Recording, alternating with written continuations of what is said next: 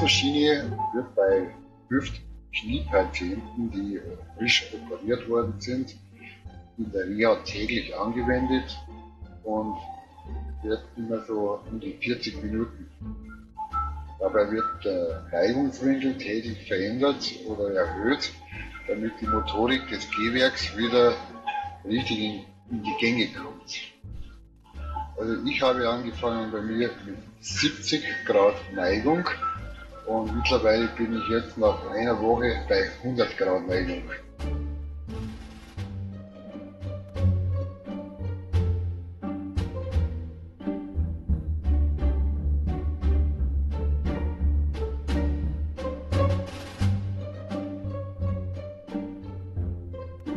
Bei dieser Anwendung liegt man bequem auf einer Liege und der Fuß wird auf die Motorschiene gelegt.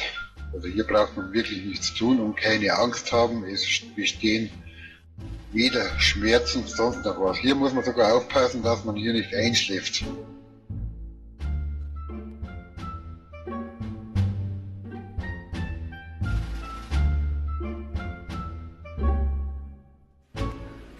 Mit diesem Steuergerät kann man den Neigungswinkel, den Grad, verändern. Heißt, die Schiene geht hoch bis 100 Grad und geht wieder ganz langsam runter bis auf 0 Grad Neigung und so geht das 40 Minuten lang hin und her. Also hier kann man sagen, Entspannung pur.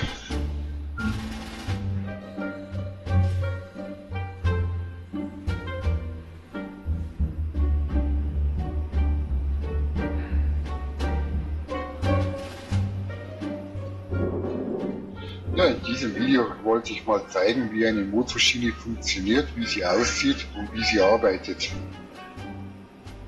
Also ich hoffe, euch das Video gefällt euch und für anstehende Hüft- oder Kniepatienten wissen dann, was auf sie zukommt.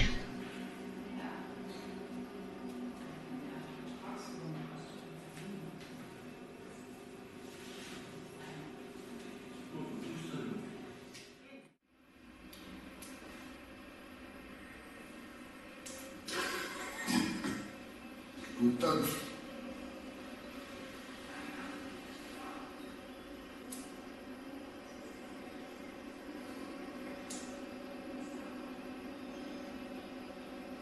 Ja, ich tue den Lex und was macht's hier?